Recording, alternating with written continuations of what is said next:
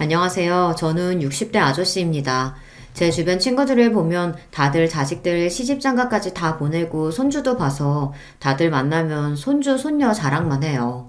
일도 다 은퇴하고 아내와 등산도 다니고 여행도 다니면서요. 그런데 제 삶은 또래 친구들과는 좀 다릅니다. 저는 혼자 살아요. 그리고 회사도 하나 운영하고 있습니다. 제 인생에 있어 가장 중요한 게 바로 제 회사예요. 이제 내 인생도 다 끝났구나 절망하던 순간 사업을 시작해서 지금까지 쭉 성장하며 지금에 이르렀거든요. 사실 제 인생이 기구하다면 좀 기구합니다. 가족까지 다 버리고 선택했던 가장 사랑했던 여자를 잃었어요. 그 이후로 정신이 나간 사람처럼 살았었는데 지금의 사업을 시작하게 되면서 큰 힘과 용기를 얻고 사람처럼 살 수 있게 되었습니다. 가끔 혼자라는 게 외롭고 지칠 때도 있어요. 친구들이 자식 결혼시킨다고 하고 손주 돌잔치라고 연락이 오면 나는 그동안 뭘 했나 싶기도 하고요. 하지만 어쩌겠습니까? 쉬지 않고 앞만 보며 달려오다 보니 결국은 혼자 남겨진걸요. 그래서 더 일에 열심히인 것 같아요. 그리고 제가 함께 일하는 직원들은 저처럼 살지 않기를 바라는 마음에 회사 복지만큼은 대기업만큼 지원해줍니다. 그러다 보니 우리 회사 직원들은 다들 결혼도 일찍 했고 아이를 키우는 직원들도 많아요. 제가 30년 넘게 회사를 운영하면서 느끼는 건데 직원들이 가정에서 편안함을 느껴야 회사 일도 열심히 하고 다른 회사로 이직도 안 하더라고요. 그래서 제 사업 목표가 신입사원으로 들어온 직원들이 10년이고 20년이고 고민하지 않고 우리 회사를 평생 직장이다 생각하고 다닐 수 있게 해주는 겁니다. 그래도 제 목표가 잘 이루어지고 있는지 우리 회사 가족들은 모두 가족 같아요. 친구에게 제 입으로 이런 이야기를 하면 제가 사장이라서 그런 소리 하는 거라고 하겠지만 실상이 그래요. 우리 회사에 신입으로 들어와서 안 그만두고 10년을 넘게 다닌 직원이 대다수인데다가 계약직으로 뽑은 직원들도 대부분이 다들 3개월 지나면 정직원으로 전환하겠다고 했어요. 어쨌든 제 인생은 작은 섬에 혼자 덩그러니 남겨진 호랍이라도 회사에서만큼은 직원들과 가족처럼 지내려고 노력하고 있습니다. 서른도 안 돼서 아내 죽고 혼자 돼서 지금까지 난 죄인이니 혼자 살아야 한다 속죄하는 마음으로 살았지만 지금 와 생각해보면 40대 50대라도 좋은 사람 만나서 살아볼 걸 하는 생각도 듭니다. 물론 지금 와 이야기해봐야 소용없는 소리지만요. 만약 지금 다시 그때로 돌아간다고 해도 저는 용기가 없어 그렇게 하지 못했을 거예요. 사실 아예 기회가 없었던 건 아니에요. 사업이 잘 되고 나서 부모님이나 형제들이 여자 좀 만나보라고 여기저기서 선자리를 주선해줬지만 제 마음이 전혀 내키지 않았어요. 한 번은 제가 여자 만날 생각을 아예 안 하고 매일 일만 하고 있으니 어머니께서 답답하셨는지 억지로 선자리에 내보낸 적도 있었어요. 그런데 선자리에서 여자와 이야기를 하는데도 죽은 아내가 자꾸만 눈앞에 아른거려 대화를 이어갈 수 없었어요. 그때 이후로는 부모님과 형제들에게 아예 선포했죠. 난 여자 만날 생각 없다고요. 아이고 답답한 너. 집 팔자가 더러워 떠난 년이 뭐가 불쌍하다고? 저 좋은 나이에 여자도 안 만나고 혼자 늙어 죽겠대. 아유, 아이고 내 팔자야. 어머니 그런 소리 좀 하지 마세요. 어머니 며느리가 팔자가 더럽긴 뭐가 더러워요. 그냥 나 같은 모지리 같은 놈 만나서 고생만 하다가 간 거지. 불쌍한 사람 괜히 욕보이지 말고 그만 좀 하세요. 아내가 죽고 난 뒤에야 알게 된 것들이 너무도 많습니다. 아내를 생각하면 미안함 밖에 없어요. 아내와 저는 20대 중반에 다방에서 만났어요. 저는 군대를 제대한 복학생이었고 아내는 다방 종업원이었습니다. 동네 친구들과 종종 다방에 갔었는데 그때 제가 아내를 보고 첫눈에 반해 몇 달을 쫓아다녔어요. 그러다 아내가 제 마음을 받아주자마자 저는 무조건 아내와 결혼하겠다고 아내를 데리고 집에 갔습니다. 그때 부모님과 형제들은 모두 다 제 결혼을 반대했어요. 이유야 뻔했죠. 아내가 다방에서 일했다는 걸 부모님도 형제들도 다 알다 보니 절대 안 된다는 거였어요. 이 자식이 미쳤나? 다방에서 커피나 타고 웃음이나 팔던 년을 데리고 와서 장가를 가겠다니? 너 제정신이야? 아버지는 한의사세요. 동네에서 가장 큰 한의원을 운영하고 계셨죠. 평생 공부만 하고 환자들만 돌보던 분이다 보니 굉장히 고지식하십니다. 그런 분이 다방에서 일하던 여자를 며느리로 인정할 리 없었어요.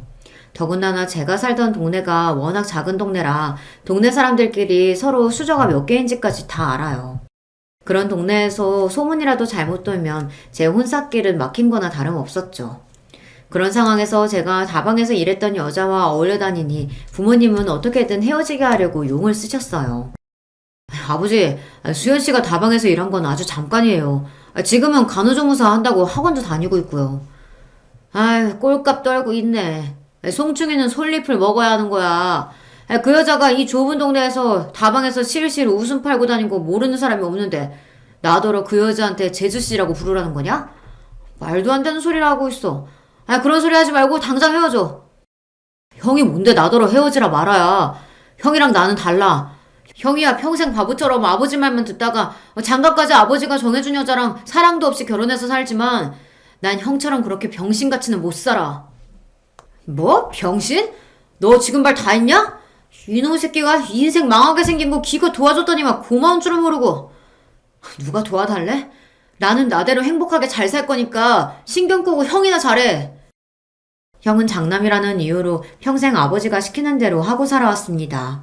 한의원을 운영하시는 아버지의 뒤를 잇기 위해 비행기 조종사라는 꿈도 졌고 한의대에 갔어요. 거기다가 대학 졸업하자마자 아버지께서 소개한 여자와 선을 봐서 2달도 안 돼서 식을 올렸죠. 형이 그렇게 바보처럼 살았으니 부모님은 제 돌발 행동을 아예 이해 못 하시는 거죠. 아이고, 그만 못해? 그럼 말도 안 되는 년 하나 때문에 너희가 왜 싸워? 여보, 이게 다 무슨 일이에요? 동네 창피해서 얼굴을 못 들고 다니겠어. 더 말할 것도 없어. 그년이랑 당장 헤어지지 않으면 앞으로 넌 내 아들도 우리 집 자식도 아니야. 알겠어? 부모님도 모자라 형까지 반대했습니다. 제가 무슨 소리를 해도 들어주실 생각이 없었죠. 부모님은 제가 수연이와 계속 만나면 아예 인연을 끊고 살자고 하셨어요. 저는 아내와 도저히 헤어질 수가 없어 그대로 집을 나와 무작정 서울로 올라갔습니다. 그리고 아내와 살림을 차리고 살았어요. 물론 서울에서의 생활은 제 기대처럼 행복하기만 하지는 않았습니다. 아내가 너무 좋으니 앞뒤 안 보고 집을 나왔지만 제가 무슨 돈이 있었겠어요. 닥치는 대로 뭐든 하면서 아내를 먹여 살려야겠다 이런 생각만 있었습니다. 저는 새벽부터 나가서 밤 늦게까지 공사 현장에서 일했어요. 그때야 제가 젊고 힘이 좋을 때니 일당을 많이 벌 수 있었거든요. 몸은 힘들어도 집에만 오면 하나도 힘들지 않았어요. 예쁜 아내를 보면 힘든 줄도 몰랐거든요.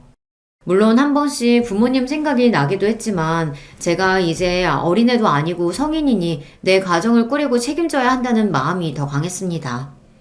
아내한테는 아무도 없어요. 어릴 때 부모님이 다 돌아가시고 형제도 없어서 혼자 힘으로 지금까지 살아온 여자거든요. 평생 외롭게만 살아온 아내에게 제가 좋은 남편이 되어주고 싶었습니다. 하지만 현실이 그렇게 만만하기만 하지는 않더군요. 현실이라는 게 사랑만으로 살 수만은 없다 보니 아내와 가끔 이런저런 문제로 다툼이 있었습니다. 하루는 갑자기 소나기가 쏟아져서 일하다 말고 집에 왔어요. 그런데 집에 있어야 할 아내가 없더라고요.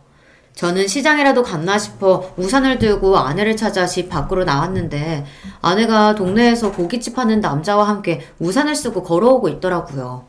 저는 그 모습을 보자마자 눈이 휙 돌아서 성큼성큼 걸어갔습니다. 그리고 아내 옆에 있던 남자의 어깨를 툭 쳤어요. 남의 아내 옆에 찰싹 붙어서 뭐 하는 거야? 저리 안 꺼져? 아내? 그게 갑자기 비가 쏟아져서 우산만 좀 씌워준 거예요. 제 말에 남자는 화들짝 놀라더니 잠깐 우산만 씌워준 거라며 당황해서 달려가더군요. 제 반응에 아내도 당황했는지 시장 보다가 비가 갑자기 쏟아져서 갈비집 앞에 서 있었는데 남자가 우산이 있다면서 잠깐 앞까지 씌워준 거래요. 미친놈. 우산이 있으면 그냥 빌려주고 나중에 갖다 달라고 하면 되지. 지가 씌워주긴 뭘 씌워줘. 아무튼 예쁜 건 알아가지고 개수작 부리기는. 아내가 젊고 예쁘다 보니 틈만 나면 껄떡대는 놈들이 많았습니다. 그럴 때일수록 아내를 믿고 저도 욱하면 안 되는 건데 당시에 돈도 잘 못 벌고 능력이 없다 보니 괜한 자격지심을 부렸어요. 그럴 때마다 제가 못난 모습을 보이면 착한 아내는 항상 제 편을 들어주며 걱정하지 말라고 했어요. 예쁘긴 뭐가 예뻐. 그냥 내가 짐을 많이 들고 있으니까 좋아지려고 그런 거지. 나도 이제 아줌마인데 누가 거들떠나 본다고 질투를 해. 아줌마는 무슨. 당신은 절대 아줌마처럼 안 보이니까 앞으로는 저런 양아치 같은 놈들 조심해. 알았지? 그때는 정말 아내에게 미쳐 있었습니다. 아내와 같이 사는 게 너무 좋아서 다른 건 신경 쓸 겨를도 없었어요. 그런데 문제는 그때 제가 너무 어렸다는 겁니다.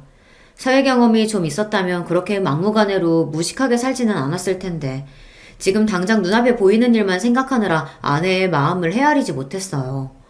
아내는 제가 집을 나와 제대로 된 직장도 없이 막노동하고 사는 걸 걱정했어요. 열심히 공부해서 그 좋은 대학도 나온 사람이 괜히 나 때문에 졸업도 못해서 이런 힘든 일이나 하고 있고 내가 너무 미안해. 지금이라도 괜찮으면 다시 대학 다니면서 졸업하는 거 어때? 돈은 내가 나가서 벌게. 아내를 만났을 당시 졸업까지 딱 반년을 남겨둔 상태였는데 부모님의 반대로 서울로 올라오느라 졸업을 못했습니다. 아마 출석을 하지 않아서 유급이 됐을 거예요. 저는 그런 것들이 전혀 아깝지도 후회되지도 않았는데 아내는 제가 학업을 마치지 못한 게 자신 때문이라고 생각하는지 자꾸만 저에게 미안하다고 했어요. 그러면서 툭하면 본인이 나가서 돈을 벌 테니 저더러 공부를 마저 하라고 했습니다. 당신이 나가서 무슨 돈을 번다고 그래? 왜? 내가 못 믿어서 그래? 내가 못나서 당신 또 다방이나 나가게 할 것 같아? 그런 말이 아니잖아. 내가 당신이 있는데 다방에 나가긴 왜 나가? 나도 지금 당장 어디 식당이라도 나가서 설거지라도 하면 우리 생활비는 벌 수 있으니까 당신이 고생 안 했으면 해서 그러는 거지. 제가 못난 놈입니다. 남들이 아내가 다방에서 일했다는 이야기를 하는 건 죽기보다 싫어하면서 저도 모르게 화가 나면 아내 앞에서 그런 소리를 해댔어요. 지금 생각하면 제가 그럴 때마다 아내가 얼마나 속상했을까 너무 미안해요. 지금까지 그 고생하면서 살았으면 됐지. 식당은 또 무슨 식당이야. 내가 나가서 막노동하는 게 걱정되면 지금이라도 당장 나가서 내가 번듯한 직장 구해올게. 그러니까 내 걱정은 하지 말고 우리 빨리 아이부터 갖자. 알았지?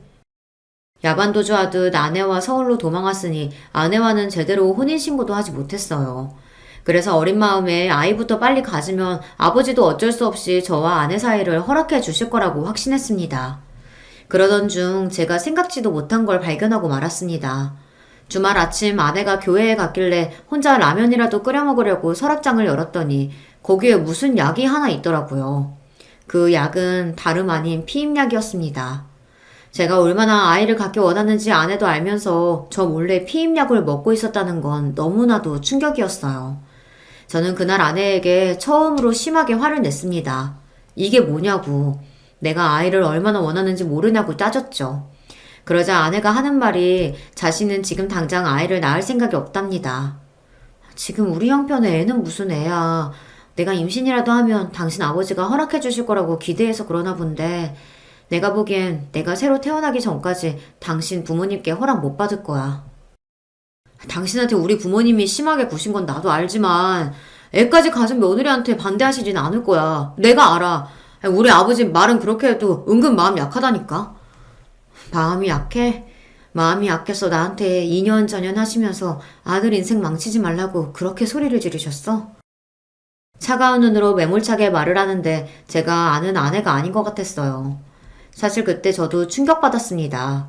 그 전까지 저희 아버지나 어머니 그리고 형에게 별의별 모욕적인 소리를 들어도 아내가 저에게 우리 집 식구들에 대한 나쁜 소리를 한 적이 없어요. 제가 미안하다고 사과를 해도 항상 괜찮다고 했습니다. 저와 사는 동안은 본인이 감수해야 할 일인 것 같다고요. 제가 바보였습니다. 좋아하는 남자의 부모에게 그런 모진 소리까지 들었는데 괜찮을 사람이 어디 있겠어요. 당연히 많이 힘들고 도망가고 싶었겠죠. 저는 아내에게 할 말이 없었습니다. 스스로가 너무 이기적이라는 생각이 들었거든요. 제가 아내와는 헤어지고 싶지 않고 그렇다고 평생 부모님과 등지며 살고 싶지는 않으니 사랑한다는 이유만으로 옆에 있는 아내를 가장 힘들게 하고 있었던 거예요. 도저히 할 말이 떠오르지 않아 저는 입을 다물어 버렸습니다. 우리 상황에서 애까지 낳아서 키우면 그 애한테는 못할 짓 하는 거야. 난 내 자식은 나처럼 크게 하고 싶지 않아. 그제야 생각해보니 제가 아이를 갖자고 이야기했을 때 아내가 한 번도 좋아, 우리 아이 낳자라고 이야기한 적이 없다는 걸 깨달았어요. 아내는 저와 달리 우리의 미래를 더 깊게 생각한 겁니다. 지금 같은 형편의 아이를 낳으면 그 아이가 행복하게 클 수 없다고 판단한 거죠. 그 이후 저와 아내의 사이가 전과는 조금 달라졌습니다. 아내는 어딘가 묘하게 강하고 단단해진 느낌이 들었고 저는 그런 아내가 언젠가 철없는 저에게 질려서 떠나버리면 어쩌나 겁이 났습니다. 그래서 부지런히 아내에게 든든한 남편이 될 수 있는 일을 찾았어요. 공사 현장을 다니면서 알게 된 현장 소장님이 있었는데 그분이 저를 좋게 보시고 아는 건설 사무소에 소개를 해줬습니다. 다행히 쉽게 취직이 돼서 저는 처음으로 양복을 입고 출근을 하게 됐습니다. 아내도 제가 새벽이 아니라 남들 출근할 때 출근하고 퇴근할 때 집에 들어오니 좋다고 하더라고요. 저도 아침마다 제 넥타이를 목에 걸어주는 아내의 모습을 보는 게 좋아 더 열심히 해야겠다 하는 생각이 들었습니다. 직장에 다니고 나니 신기하게도 집안이 안정적으로 변한다는 느낌이 들었어요. 공사 현장에 다닐 때는 일당은 많아도 일이 일정하지 않으니 항상 수입이 일정하지 않았는데 직장은 꼬박꼬박 같은 한 월급이 나오니 진짜 내가 우리 집 가장이구나 싶은 마음이 들더라고요. 아내도 이렇게만 살면 아이 낳고 살아도 좋을 거라고 처음으로 말했어요. 그런데 제 인생은 도대체 왜 이러는 걸까요? 이제 제가 바랬던 행복에 가까워지고 있구나라고 기대했던 순간 말도 안 되는 고난이 찾아왔습니다. 제가 너무 인생을 자만하고 살아왔나 봐요. 저는 아내를 만난 순간부터 지금까지 순탄하게 살아오지는 않았어도 제 곁에 아내가 있는 이상 저에게 불행은 없을 거라고 장담했어요. 앞으로 사는 동안 어떤 고난이 닥쳐도 아내가 옆에 있으면 어떤 일이든 헤쳐나갈 자신이 있었거든요. 그런데 저에게 없어서는 안 되는 존재이자 가장 소중했던 아내가 한순간에 사라지고 말았습니다. 그날만 생각하면 아직도 손이 덜덜 떨리고 눈물이 나요. 퇴근하고 아내가 좋아하는 순대를 사서 집에 가는 길이었는데 제가 살던 집 골목에 소방차가 길을 막고 서 있었어요. 그리고 경찰관들이 제 집에 못 들어가게 막았습니다. 저는 너무 놀라서 아내가 안에 있다고 나는 꼭 들어가야 한다고 소리쳤어요. 그러자 경찰이 하는 말이 이미 구조는 끝난 상태라 혹시 아내 가족이 있었던 거면 근처 대학병원에 가보라고 하더라고요.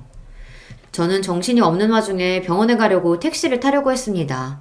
그런데 그때 생각지도 못했던 사람이 제 앞에 나타났어요. 바로 저희 형이었습니다. 형이 제가 이곳에 있는 걸 알 리가 없는데 어떻게 나타났을까 싶어 어리둥절한데도 아내가 걱정돼서 말이 나오지 않았어요. 그냥 계속 빨리 병원에 가야 한다고 중얼거릴 뿐이었죠. 그런데 그때 형이 하는 말이 기가 막혔습니다. 형 말이 아내가 죽었대요. 무슨 이런 일이 있니? 너 여기 산다는 거 듣고 바로 찾아왔는데 글쎄 불이 나서 집이 다 불타고 있는 거야. 나는 혹시나 네가 여기 있기라도 할까봐 곧장 신고했는데 너는 없고 그 여자만 있었대. 알고 보니 집에 불이 난 걸 보고 소방서에 신고한 게 형이랍니다. 제가 집을 나가고 아버지가 계속 저를 수소문했었는데 오늘에서야 제가 이곳에 사는 걸 알아서 마침 집에 온 거랍니다. 그래서 불이 난 걸 본 거고요. 수연이 어딨어? 우리 수연이 어디 있냐고? 바로 병원으로 이송됐는데 병원 도착하기 전에 이미 죽었대. 제가 기억나는 건 거기까지입니다. 형 입에서 수연이가 죽었다는 말을 듣고는 저는 그대로 쓰러지고 말았어요.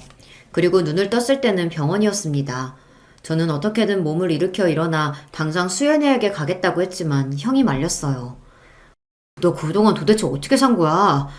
의사 말이 너 몸 상태가 너무 안 좋아서 며칠 입원해야 하던데. 형은 제 걱정에 그동안 뭘 한 거냐고 다그쳤지만 저는 들리지 않았습니다. 수연이 생각만 나서 눈물만 났어요. 제 몸이 어떤 상태든 상관없었습니다. 저는 그냥 수연이에게 너무 미안했습니다. 도망 나와 여기까지 끌고 온 것도 나면서 먹고 살겠다고 일하는 게 힘들어서 자꾸만 수연이에게 어린애처럼 징징댔어요. 아침에도 수연이가 새벽부터 끓여놓은 콩나물국이 짜다고 다 먹지도 않고 그냥 나왔거든요. 저는 믿을 수가 없었습니다. 수연이가 죽다니요.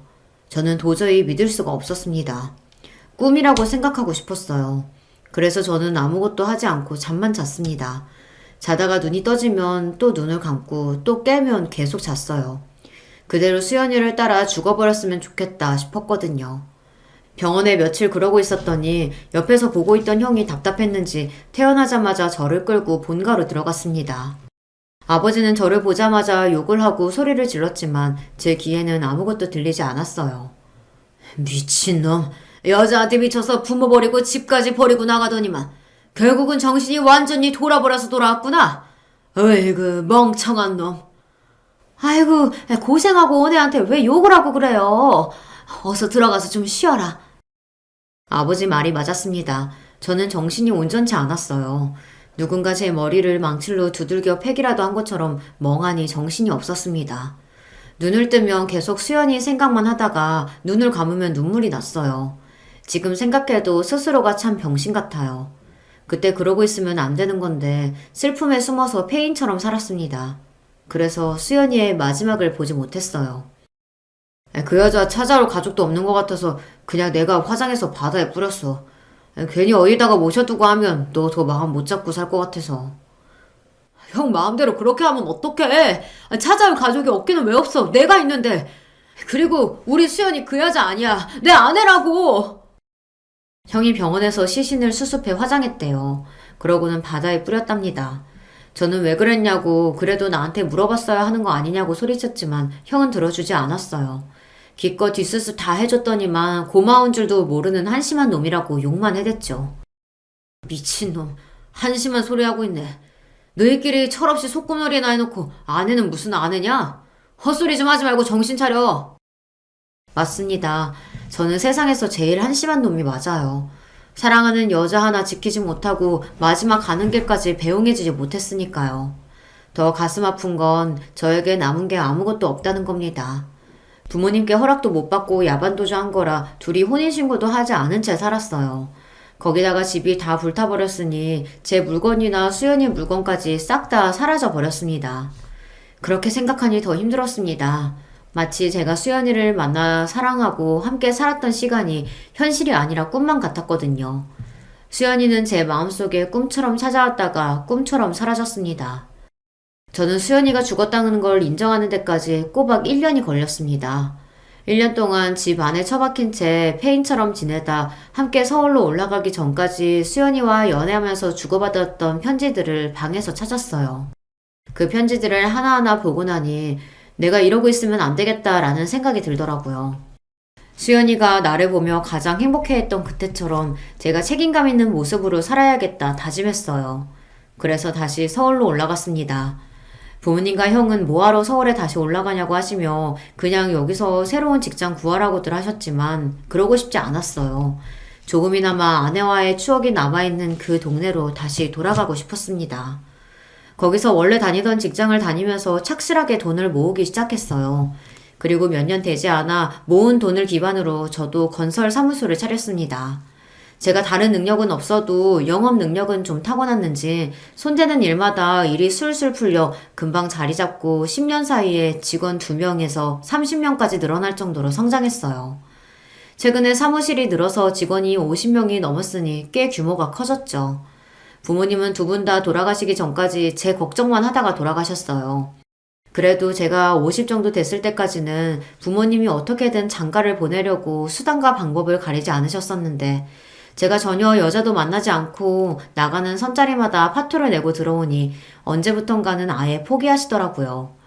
그나마 하는 사업이 잘 되기 시작하니 오히려 한시름 놓았다고 하셨어요. 그러던 중 아버지가 먼저 돌아가시고 어머니께서 몇 년 전에 돌아가셨는데 어머니께서 이상한 소리를 하셨습니다. 그때 내가 너희 아버지나 형한테 그러지 말라고 말렸어야 했는데 나는 네가 그 애만 없으면 멀쩡하게 결혼해서 잘 살 줄 알았어. 나까지 너랑 걔한테 그런 상처 줘서 미안해. 아휴, 그 어리고 고운 애가 혼자 얼마나 힘들게 살았을까. 엄마가 지옥에 가서 대신 천벌 받을게. 미안해, 아들. 당시에는 단순히 어머니께서 지난날 저와 수연이의 사이를 반대하셨던 게 미안해서 끝까지 마음에 걸렸었나 보다 했는데 시간이 지나고 나니 어머니의 마지막 말이 걸렸습니다. 어리고 고운 애가 혼자 얼마나 힘들게 살았을까라는 말이요. 수연이는 이미 죽은 지 몇십 년이 됐고 그 전까지는 항상 저와 함께였었는데 혼자 힘들게 살았다는 게 무슨 의미일까 싶어서요. 하지만 이미 어머님, 아버님 두 분 다 돌아가셨으니 그 의미를 알 수 없었습니다. 형도 그때 당시의 일에 대해서는 일절 꺼내지 않으니 굳이 제가 먼저 꺼낼 수가 없었죠. 그리고 저도 나이가 드니 지난 과거의 일은 가슴에 묻고 살고 싶었어요. 지난 일에 매여있기엔 현실이 너무 바빴거든요. 저에게는 남들 다 있는 처자식은 없어도 회사가 있습니다. 저에게 회사는 가족이자 친구였어요. 제가 사람도 잘 안 만나고 회사 일에만 열중하다 보니 주변에서는 물려줄 사람도 없는데 뭘 그렇게 회사를 열심히 키우냐고 했습니다. 그렇게 돈 많이 벌어봐야 물려줄 자식도 없는데 나중에 어떡하려고 회사 일만 죽어라 하면서 사냐? 야, 돈도 벌 만큼 벌었는데 좀 쉬엄쉬엄 하면서 운동도 하고 여행도 좀 다니고 그래. 너 그러다 과로로 늙어 죽으면 하늘나라 가서도 후회한다. 내가 물려줄 사람이 없게는 왜 없어. 우리 회사 직원들이 있는데 나 죽기 전에 나랑 같이 고생했던 직원들한테 다 나눠주고 갈 거야. 다들 제 말을 믿지 못했지만 저는 진심이었습니다. 저에게 남은 게 뭐가 있겠어요.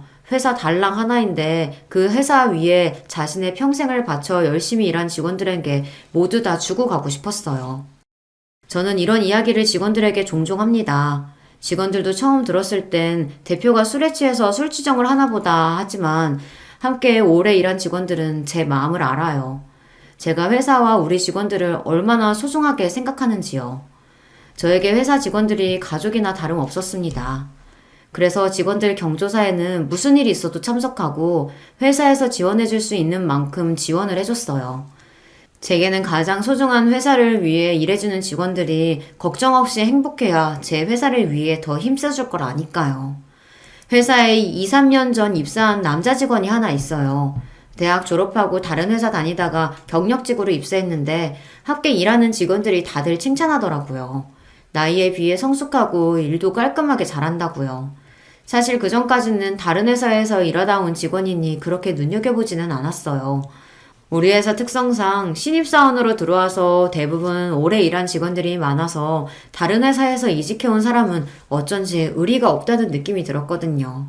그런데 몇 년 지켜보다 보니 직원들 말대로 사람이 괜찮았어요. 왜 나이가 들면 그런 게 다 보이잖아요. 아무리 회사 상사고 대표라 예의를 지키고 잘한다고 해도 이 사람이 가정교육을 어떻게 받았는지 집안 분위기는 대략 어떨 것 같은지 좀 보이더라고요. 제가 제 자식은 안 키워봤어도 30년 넘게 혼자 운영하면서 수많은 직원들을 뽑고 겪어봤으니 그런 안목이 좀 생기더라고요. 그 직원은 누가 봐도 화목한 가정에서 가정교육을 잘 받은 것 같아 보였어요. 그 직원이 3년차쯤 됐을 때 회식 자리에서 처음으로 사적인 이야기를 좀 했는데요. 경력직이라고 해도 이제 회사에 들어온 지 3년이 된 대리다 보니 저와는 따로 이야기를 나눌 기회가 없었어요. 그런데 회식 자리에서 제 건너편에 앉았더라고요. 흔히들 직장 동료들과 이야기를 나누듯 여자친구는 있냐, 집은 어디냐 이런 식의 이야기를 나눴는데 둘이 이야기를 나누다 보니 훨씬 더 사람이 괜찮아 보였어요. 술이 꽤 들어간 상태로 사적으로 대표를 대하는데도 눈이 총명하고 흐트러지는 거 없이 말을 예의 바르게 잘하더라고요. 거기다가 결혼한 여자친구가 있는데 어머니가 혼자시라 마음이 쓰인다는 고민까지 털어놨어요. 어머님이 혼자서 아들을 아주 바르게 잘 키우셨네. 아버지께서 하늘에서 보시면 많이 뿌듯해 하시겠어. 늙으면 이게 문제입니다. 요즘 젊은 사람들은 아무리 회사 대표라도 직원들 가정사에 이러쿵저러쿵 떠드는 거 싫어한다는데 제가 또 그걸 잊고 오지랖을 부렸어요. 어머니가 혼자 계신다는 말에 저는 당연히 아버지가 돌아가셨다는 이야기인 줄 알았습니다. 아버지께서 돌아가셨는지는 저도 사실 잘 몰라요. 그냥 제가 태어나기 전에 부모님이 헤어지셨다고만 들었거든요. 직원의 말에 저는 순간 당황해서 바로 사과했습니다. 내가 늙어서 뭘 모르고 괜한 주책을 부렸다고요. 그러자 직원이 아니라고 오히려 손사래를 쳤어요. 아니에요, 대표님. 제가 괜히 제 개인적인 이야기를 해서 그렇죠. 대표님이 너무 편하게 잘해주셔서 제가 너무 말을 많이 했나 봐요. 신경 쓰지 마세요. 이런저런 이야기를 나누다 보니 참 요즘 사람 같지 않게 마음 씀씀이가 따뜻하고 속이 깊은 것 같더라고요. 그래서 나중에 회식이 끝나고 돌아갈 때 우리 회사에 오래 있어달라고 대표로서 아부 좀 했습니다. 그러자 알겠다고 꼭 그렇게 하겠다고 크게 대답하며 활짝 웃어 보이는데 그 모습이 마치 저의 젊은 날을 보는 것 같아 기분이 좋았습니다. 그 이후로도 그 직원을 보면 제 기분이 좋았어요. 언제나 활기차고 열심히 하는 모습을 보고 있으면 저도 힘이 생기면서 원동력이 되더라고요. 사람 마음이 다 똑같은 게 얼마 뒤 승진 심사가 있었는데 저를 도와주는 이사와 부장들 모두가 과장으로 그 친구를 모두 추천하더라고요. 입사한 지 오래되진 않았어도 모든 역량에서 다른 직원들보다 훌륭하다고요. 저는 행복했습니다. 사업이라는 게 제가 아무리 열심히 해도 주변 상황이 따라주지 않으면 안 되는 거잖아요. 저는 상황도 알아서 잘 따라주고 직원 복까지 있는 것 같아 항상 감사하는 마음으로 살았습니다. 그리고 종종 아내를 보내줬다는 바다에 가서 그런 이야기들을 늘어놓고는 했어요. 당신 덕분에 나만 호강하고 사네. 너무 보고 싶다. 제가 생각해도 주책인 게 아내를 떠나보낸 지가 30년이 훌쩍 넘었는데도 저는 아직도 아내를 잊지 못했어요. 물론 그때 사진을 보고 있으면 저도 기가 막혀요. 아내는 젊고 예뻤던 모습 그대로 제 마음에 남아있지만 저는 쭈구리 할아버지가 되었으니까요. 얼마 뒤 좋은 소식을 들었어요. 최근 과장으로 승진한 그 직원이 올해 연애한 여자친구와 결혼한다고 하더라고요. 저는 진심을 다해 축하했습니다. 그리고 필요한 게 있으면 언제든 이야기하라고 했어요. 얼마 뒤 직원의 결혼식 날이 밝았습니다. 그날은 아침부터 뭔가 기분이 좋았어요. 결혼식장에 택시를 타고 가는데 벚꽃도 예쁘고 날씨도 좋아서 저도 모르게 발걸음이 가볍더군요. 그럴 때 보면 저도 나이를 헛먹었어요. 이 나이에 벚꽃을 보고 설레는 걸 보면 말이죠. 평소 제가 아끼던 직원이기도 하고 저에게 주례를 부탁했으니 서둘러 결혼식장으로 향했습니다. 처음 하는 주례라 긴장돼서 택시를 탔어요. 준비한 주례사를 한 번이라도 더 읽어보려고요. 사실 제가 결혼은 했었어도 호적상은 미혼이고 자식도 없잖아요. 이런 제가 주례를 한다는 게 직원에게 미안해서 다른 사람에게 부탁하라고 좋게 거절했는데 직원이 하는 말이 우리 회사에서 근무하는 동안 느낀 건데 제가 회사 대표가 아니라 마치 진짜 아버지 같아 꼭 주례를 해줬으면 한다고 하더라고요. 사실 제가 아버지가 없이 자라서 아버지가 계시면 어떤 느낌일까 많이 궁금했었는데 대표님께서 저 결혼 준비한다고 휴가도 넉넉하게 주시고 신혼집에 모텔하고 보너스도 주셔서 정말 감사했어요. 사장님께서 꼭 주례해 주셨으면 좋겠는데 한 번만 더 생각해 주세요. 이렇게 이야기하는데 어떻게 모르는 척을 하겠어요. 저도 고민할 것도 없이 알겠다고 제가 주례를 하겠다고 했습니다.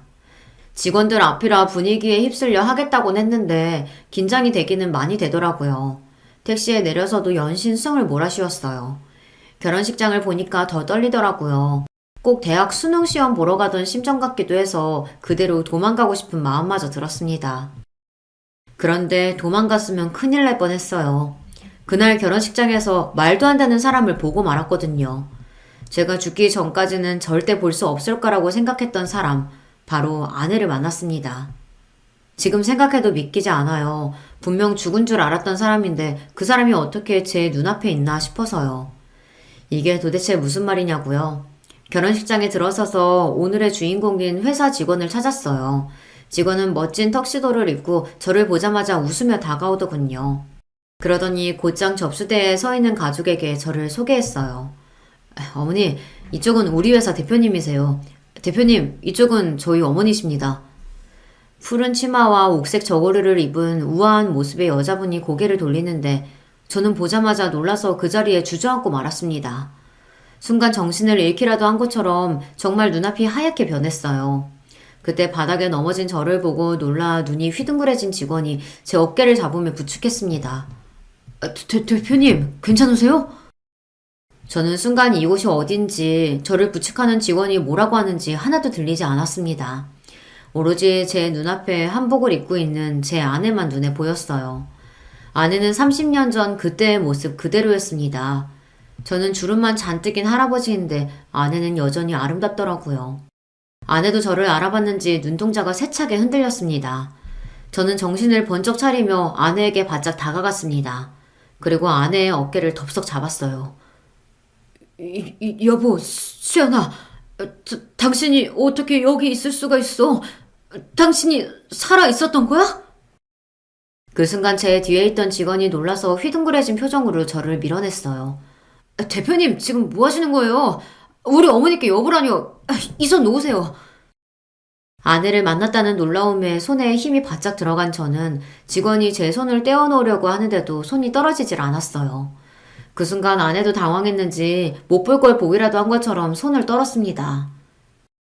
주영아, 이 사람이 왜 여기 있어? 너희 회사 대표님 결혼도 안 한 싱글이라고 하지 않았어? 아내도 이 상황이 혼란스러운 건지 말까지 더듬으며 어쩔 줄 모르더군요. 그러더니 제 눈도 쳐다보지 못하고 혼잣말을 중얼거렸어요. 당신 분명 다른 여자랑 결혼해서 외국에 있다고 했는데 어떻게 지금까지 혼자 살고 있었지? 엄마, 왜 그래? 지금 혼자 뭐라고 하는 거야? 엄마도 우리 대표님이랑 아는 사이인 거야? 그 순간 믿을 수 없는 일이 벌어졌습니다. 아내가 직원의 손을 잡았어요. 그러더니 하는 말이 충격적이었습니다. 주영아, 사실은 이 사람이 바로 네 아버지야. 엄마는 정말 몰랐어. 이 사람이 너희 회사 대표일 줄은 정말 몰랐다고. 그 순간 저도 직원도 둘 다 너무 놀라 말문이 턱하고 막히고 말았습니다. 지난 3년 동안 직원으로만 생각했던 친구가 글쎄 제 친아들이었답니다. 충격도 잠시 결혼식 시간이 다가오자 로비는 하객들로 붐볐습니다. 저는 이대로 줄에는 절대 설 수 없을 것 같아 결혼식장에 부탁해서 급한 대로 업체에 주례를 부탁했어요. 신랑이 제 아들일지도 모르는 상황에서 뻔뻔하게 줄에서게 설 수는 없으니까요. 어쨌든 결혼식은 마무리가 되었고 저는 제 직원이자 아들인 주영이가 메시지로 보내준 아내의 집으로 찾아갔습니다. 그리고 저와 아내, 주영이의 안사람이 된 며느리까지 넷이 모여서 오늘 일에 관해 이야기를 나눴어요. 저와 주영이는 둘 다 아내가 말을 해줄 때까지 기다렸습니다. 그러니까 그게 어떻게 된 일이냐면 나는 당신이 다른 여자와 결혼을 약속한 줄만 알았어. 그리고 분명 당신 아버지가 결혼한 여자랑 외국에 갔다고 했단 말이야. 저는 아내의 말이 도대체 무슨 말인지 몰랐습니다. 대충 들어도 저와 아내의 사이에 오해가 너무도 많은 것 같았어요.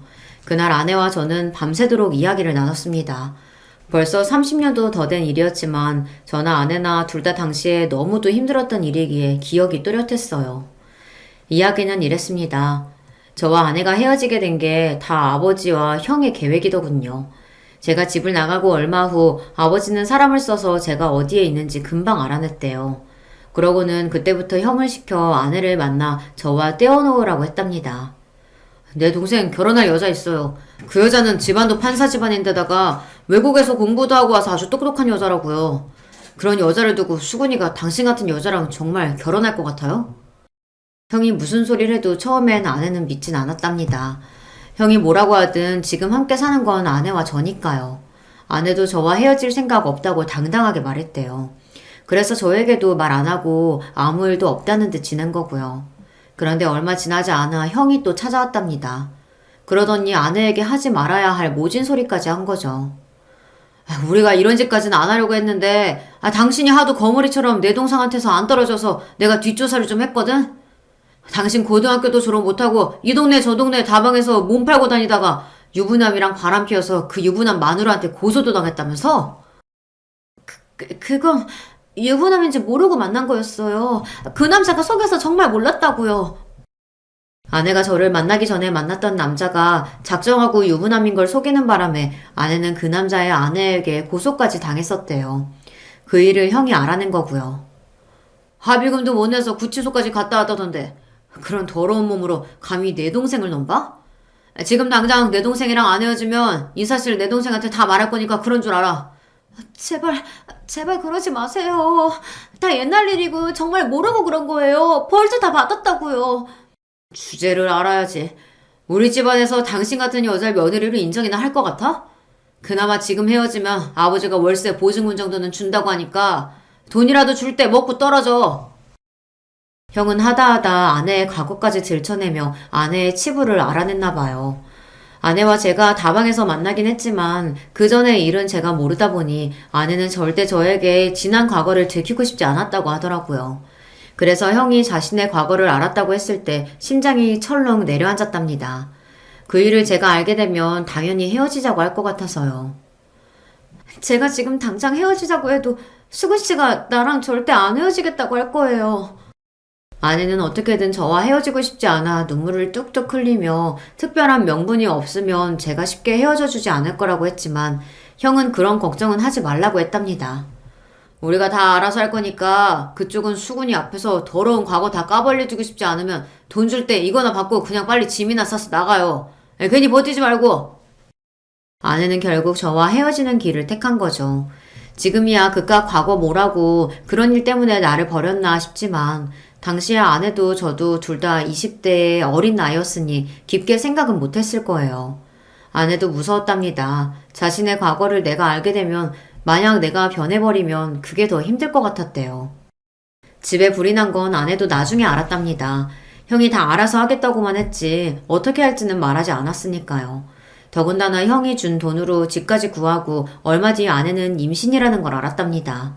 그래서 다시 저와 살던 집으로 찾아갔는데 그때 이미 집이 다 불타고 사라져서 어떻게 해야 할지 몰라 제가 살던 고향집으로도 찾아갔었는데 그때 하필이면 우리 아버지를 만나 말도 못하고 쫓겨났답니다. 이런 여우 같은 년이 여기가 어디라고 왔어? 우리 수근이 너 같은 거 진작 다 있고 결혼해서 외국 나가서 잘 살고 있으니까 괜히 앞길 막지 말고 다시는 여기 찾아오지 마. 아버지의 말을 그대로 믿은 아내는 다시는 저를 찾아오지 않겠다 다짐하고 서울로 올라와 악착같이 살았답니다. 아내의 이야기는 회사 직원인 주영이에게 여러 번 들은 적이 있습니다. 어머니께서 혼자 자신을 키우느라 안 해본 일 없이 쉬지 않고 일하셨다고요. 아들로서 그런 어머니가 존경스럽다고 이야기하는 걸 회식 때마다 들은 적이 있습니다. 저는 이제야 평생 풀리지 않았던 퍼즐이 맞춰지는 것 같았어요. 퇴근하고 집에 돌아왔더니 갑자기 집에 불이 나 있었고 아내가 있다고 울부짖는 저에게 갑작스레 찾아온 형이 아내가 죽었다고 했으니까요. 저는 모두가 원망스러웠습니다. 저와 아내가 얼마나 서로를 사랑했는데 아버지와 형의 잔인한 계획으로 인해 저와 아내는 30년을 넘게 서로를 오해한 채 헤어져 지냈으니까요. 그러는 동안 제 아들은 아버지도 없이 30년을 살았어요. 저는 너무 억울해서 이대로 넘어갈 수는 없었습니다. 저는 곧장 형을 찾아가 난동을 피웠습니다. 형수와 조카들이 있었지만 눈에 뵈는 게 없었어요. 눈에 보이는 대로 다 부수고 망가뜨렸습니다. 그러자 형이 놀라서 저를 말렸어요. 그러면서 저에게 쌍욕을 하더라고요. 이 미친놈아! 너 몇 년 동안 형한테 연락도 안 하고 지내더니 다짜고짜 찾아와서 이게 무슨 짓이야? 아무 일도 없다는 듯 뻔뻔하게 구는 형의 얼굴을 보는데 저는 더 미쳐버리겠더군요. 그때 장식장 한편에 놓여있는 가족 사진이 눈에 들어왔습니다. 아버지와 어머니께서 살아생전에 형 가족과 함께 찍은 사진이었어요. 그 사진을 보는 순간 저는 눈이 돌아버리는 것 같았습니다. 저는 그대로 성큼성큼 다가가 액자를 바닥에 던져버렸어요. 쨍그랑 소리와 함께 액자가 깨져버렸습니다. 제 가정은 멋대로 파탄내놓고 본인들은 행복하게 웃고 있는 꼴이 우스웠거든요. 형 좋아하네. 너 같은 새끼가 무슨 형이야? 동생 인생 망쳐놓고 너는 새끼들이랑 좋았니? 나랑 내 새끼는 30년 동안 생이별 시켜놓고 너는 좋았냐고! 저는 소리를 지르는 건지 울분을 토해내는 건지 모를 정도로 눈물이 펑펑 쏟아졌습니다. 텔레비전을 부수고 액자를 부순들 무슨 소용이 있겠어요. 이런다고 해서 제 지난 시간이 다시 돌아오는 것도 아닌데요. 저는 모든 순간이 다 후회가 됐습니다. 그때 불이 나서 아내가 죽어버렸다는 것에 너무 충격받아 말도 못할 정도로 바보가 될 게 아니라 내 손으로 아내를 찾아 묻고 모든 일을 정리했어야 했어요. 그랬다면 아내가 죽지 않았다는 걸, 아내의 뱃속에 제 아들이 살고 있었다는 걸 다 알았을 텐데 모든 일이 후회됐습니다. 하지만 어쩌겠어요. 지나간 시간은 돌아오지 않는걸요. 저는 지나간 시간을 후회하지 않고 남은 시간을 알차게 쓰기로 했습니다. 저는 곧장 변호사부터 고용해 형을 고소했어요. 아버지 어머니도 싹 고소하고 싶었지만 이미 돌아가셨으니 고소할 사람이 형밖에 없더군요. 지난 30년 동안 형 때문에 아내가 감쪽같이 죽었다고 생각하고 살았으니 그 피해 보상을 받아야 했습니다. 물론 시간이 너무 지나서 증거도 없고 증인도 없지만 형이 죗값을 받을 때까지 끝까지 싸울 거예요. 저는 아직도 소송 중입니다. 그리고 최근엔 아내와의 오해도 하나하나 풀며 지내고 있어요. 30년이란 세월을 단 며칠 만에 뛰어넘을 수는 없겠지만 지난날 제 실수와 잘못을 인정하고 반성하면서 아내와 다시 잘 지내보려고 합니다. 아들과도 마찬가지입니다. 바로 얼마 전까지 직원과 대표 사이였으니 갑자기 부자지간으로 지낸다는 게 쉽지는 않지만 제가 많이 노력하고 있습니다. 아내와도 아들과도 함께 못다한 시간만큼 하루하루 더 값지게 쓰려고요. 저야 지금이라도 당장 아내와 살림을 합치고 싶어요. 지금까지 30년을 떨어져 지냈으니 단 하루라도 더 함께 살고 싶거든요. 아들도 조심스럽긴 하지만 그렇게만 되면 좋다고 했어요. 안 그래도 저까지 결혼해서 나가서 엄마 혼자 사시는 게 걱정됐었는데 엄마한테도 좋은 남자친구가 있으면 좋죠. 아들은 아직 저를 아버지라고 부르지는 않아요. 회사에서 매일 만나다 보니 아직도 대표님이라고 부릅니다. 그래도 다행인 건 저를 아내의 남자친구로 인정은 해줘요. 그리고 저는 올해 크리스마스에 프로포즈를 준비 중입니다.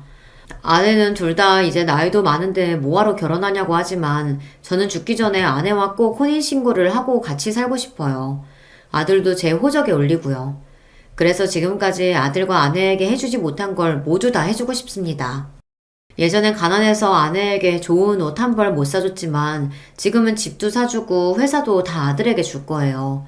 죽을 때 저에게 10원도 남아있지 않아도 아들과 아내에게 주고 갈 수만 있다면 그거로 저는 이 세상 편하게 떠나갈 수 있을 것 같아요. 여러분께서 제 프로포즈 꼭 성공할 거라고 응원하는 댓글 좀 많이 달아주세요. 여러분의 댓글이 저에게 큰 힘이 될 것 같습니다. 끝까지 저의 이야기 들어주셔서 감사합니다. 저처럼 인생의 끝자락에 새로운 시작을 준비하는 모든 분들 응원합니다. 안녕하세요. 저는 지방 사는 70대 여자입니다. 요즘 세대는 그래도 덜하지만 우리 시대 때는 시집살이 때문에 고부 갈등이 참 많았어요.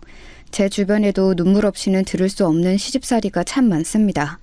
그런데 저는 결혼하고 한 번도 시어머니에게 쓴소리를 들어본 적이 없어요.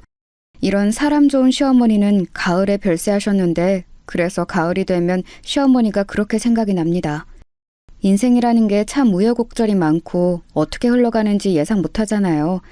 저 역시도 최근에 아주 놀라운 일이 있었습니다. 믿기 힘들었고 그 과정을 겪으며 상처도 많이 받았어요. 하지만 지금은 조금 괜찮아져서 이렇게 사연으로 제보하게 되었습니다.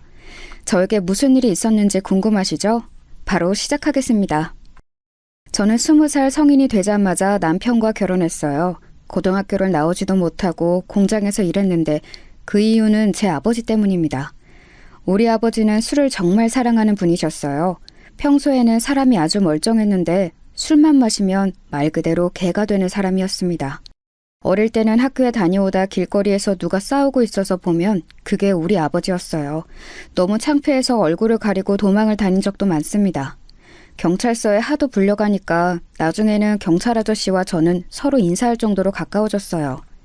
아버지는 술을 마시면 그렇게 집안 살림을 다 부셨습니다. 안 그래도 가난해서 집에 물건도 별로 없는데 다 때려 부수니까 남아있는 가전제품도 말을 안 들었어요. 이 과정에서 엄마에게 손도 많이 대셨습니다. 결국 엄마는 아버지의 저런 행동에 더는 못 참겠다고 제가 중학생 때 한밤중에 벼랑간 갑자기 집을 나갔어요. 사실 엄마가 이렇게 갑작스럽게 집을 나가는 행동을 몇 번 했었거든요. 그래서 이번에도 곧 돌아올 줄 알고 언니랑 기다렸습니다. 그런데 엄마는 그 뒤로 행방을 아예 감추었어요. 엄마의 최종 가출 이후에는 진짜 살면서 엄마의 소식을 들어본 적도 없습니다. 오죽하면 언니가 그냥 죽었다고 생각하고 살라고 했었죠. 저한테는 2살 터울의 친언니가 있었어요. 엄마가 집을 나가고 더욱 술을 물처럼 마시는 아버지 때문에 둘이 많이 고생했습니다. 야, 종소가, 우리 이렇게 살면 다 죽어. 언니는 그래서 서울로 가려고 해. 너는 그 공장에서 만난 남자 있다며? 그 사람하고 결혼해라. 아버지랑 같이 살면 우리 평생 고통스럽게 살아야 해. 지금도 번 돈 다 빼앗기고 있잖아. 언니는 저에게 아버지랑 하루라도 빨리 떨어져야 한다고 했어요. 그러면서 본인은 서울로 가서 아버지와 연락을 끊고 저랑만 인연을 이어가겠다고 했습니다. 저는 아버지 때문에 공장에서 억지로 일했었는데 월급을 제 손으로 만져본 적이 없어요. 왜냐하면 월급날이 되면 아버지는 그걸 알고 공장 앞까지 찾아왔습니다. 퇴근한 제가 돈 봉투를 받으면 그걸 그대로 들고 가서 술을 사서 마셨어요. 월급을 주지 않으면 공장 앞에서 술병을 던지며 행패를 부리고 저에게 손을 대기도 하셨습니다. 그래서 어쩔 수 없이 주고는 했어요. 그런 아버지의 행패를 막아주었던 한 남자가 있는데 그 사람이 언니가 말한 제 첫 남자친구였어요. 저보다 3살 많은 남자였는데 그렇게 저는 그 사람과 결혼까지 하게 되었습니다. 저는 정말 살고 싶은 마음에 그 남자에게 결혼하자고 했던 거였어요. 아직도 제가 결혼하자고 했더니 놀란 눈으로 저를 쳐다보던 남편이 기억납니다. 우리 집은 당연히 해줄 수 있는 게 아무것도 없었어요. 도망치고 싶어서 결혼하는 사람이었는데 제가 무엇을 들고 갔겠어요. 아버지에게 저 결혼한다고 통보하고 집을 나서는데 뒤에서 욕하는 소리가 들렸습니다. 무서우면서 한편으로는 너무 다행이고 해방감을 느꼈어요. 가난했던 것은 우리 집뿐만이 아니었습니다. 남편의 집도 넉넉한 사정은 전혀 아니었어요. 사실 우리 세대는 모두가 가난한 세대였거든요. 그렇게 얼떨결에 남편의 집에서 결혼 생활이 시작되었습니다. 저는 엄마가 없었고 남편은 아버지가 안 계셨어요. 너무 안타깝게 결혼하기 바로 전에 병으로 돌아가셨다고 하더라고요. 장남인 남편 밑으로 시동생이 무려 5명이 있었습니다. 시어머니와 남편이 밖에서 돈을 벌어 식구들은 먹여 살리고 있었어요. 시어머니는 말수가 적고 온화한 분이셨습니다. 혼자 그 많은 자식의 밥을 하는 게 얼마나 대단해 보였는지 모릅니다. 결혼해서 저도 며느리로 그 집에서 같이 사니까 저는 당연하게 살림해야 한다고 생각했어요. 그래서 청소하고 빨래하고 요리하고 그렇게 지냈는데 제가 열심히 집안일을 하면 시어머니는 제 손을 꼭 잡고 늘 이렇게 말씀하셨습니다. 아가, 네 고운 손이 망가질까봐 무섭다. 우리 아들하고 결혼해줘서 고마워. 우리 평생 행복하게 살자. 내가 아가 네 엄마라고 생각하고 살아. 알겠지? 얼마나 사람이 대단한 분인지 아시겠죠? 저는 이런 시어머니 덕분에 고부 갈등을 전혀 겪지 않았어요. 친정아버지 때문에 도망치듯 결혼했는데 시어머니를 잘 만나서 다행이었습니다. 아버지와 사이가 안 좋으니 저는 명절에도 집에 가지 않았어요. 만나봤자 돈을 달라고 행패를 부리거나 술을 마시고 동네 사람들과 싸울 게 뻔했거든요. 그래서 저는 시어머니의 친정에도 같이 다녔습니다. 누가 보면 우리를 시어머니와 며느리가 아닌 엄마와 딸로 착각할 정도로 사이가 좋았어요. 이렇게만 말하면 제가 아주 행복한 결혼 생활을 했던 것 같죠? 그런데 전혀 아니에요. 왜냐하면 남편의 도박 중독 때문에 제가 얼마나 고생을 많이 했는지 몰라요. 남편은 결혼 전에는 전혀 안 그랬다고 하던데 결혼하고 정말 우연히 도박을 한번 해보더니 거기에 푹 빠지게 되었습니다. 공장에서 번 돈을 집에 가져오지 않고 그대로 도박장에 들고 갔어요. 시어머니와 저는 그런 남편을 찾으러 온 동네를 뒤지고는 했습니다. 결혼하고 저는 집에 있느라 공장에서 일하지 않았거든요. 남편이 벌어오는 돈으로 우리가 살았는데 저렇게 가장이 책임감 없이 행동하니 기가 막혔습니다. 시어머니도 간간히 용돈벌이로 남의 집 옷을 수선했는데 그걸로 우리가 먹고 살기엔 너무 부족했어요. 이런 남편 때문에 제가 얼마나 마음고생을 했는지 모릅니다. 하지만 이럴 때마다 시어머니가 제 손을 잡고 울면서 당신이 대신 미안하다고 해서 마음이 약해졌어요. 남편을 저 대신 때리면서 정신을 차리라고 몇 번을 말씀하셨죠. 물론 남편은 시어머니와 제가 아무리 말려도 들은 척도 하지 않았습니다. 심지어 있던 집을 담보로 도박해서 우리는 단칸방으로 이사 가기까지 했어요. 시동생이 무려 5이라 단칸방에서 잠을 잘 때는 똑바로 눕지도 못했습니다. 그 지경까지 가니 저도 집에 있을 수는 없었어요. 그래서 공장에 나가서 급하게 제가 돈을 벌었습니다. 이렇게 힘들게 사느라 임신은 저에게 다른 세상 얘기였어요. 남편은 약 3년 동안 도박에 빠져 살다가 간신히 정신을 차렸어요. 그 이유는 바로 막내 시동생이 병에 걸렸거든요. 그것도 이유를 제대로 알 수 없는 병이었어요. 남편이 밖에서 도박하고 돌아다녀서 시어머니와 제가 일하느라 시동생들을 제대로 챙길 수가 없었습니다. 그래서 막내 시동생이 한밤중에 열이 펄펄 나도 해열제만 계속 먹였어요. 그러다 어느 날은 아침에 깨어나질 않아 급하게 병원에 데려갔더니 불치병이라는 거예요. 이유를 알 수 없으니 병원에 입원한 상태로 있었는데 돈이 정말 많이 들었습니다. 둘째 시동생이 학교도 가지 않고 병원에서 간호하느라 고생이었어요.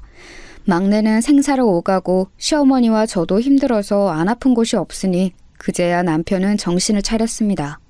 그래서 곧바로 집 앞에 있는 인쇄회사에 들어갔어요. 가서 제일 말단 직원으로 일을 시작했습니다.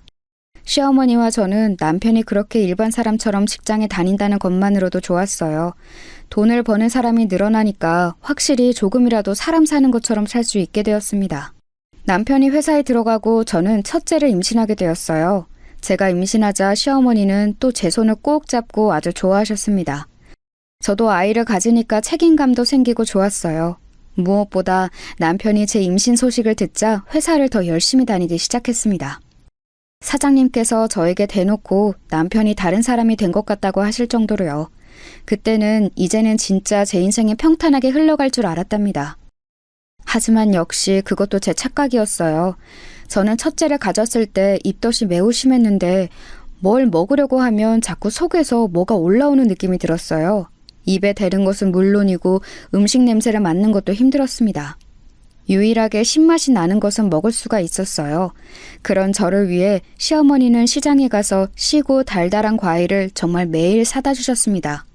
신선한 것을 먹어야 한다고 쟁여놓지 않고 새벽 시장에 가서 사오셨어요. 남편이 해야 하는 일을 시어머니가 해주셨어요.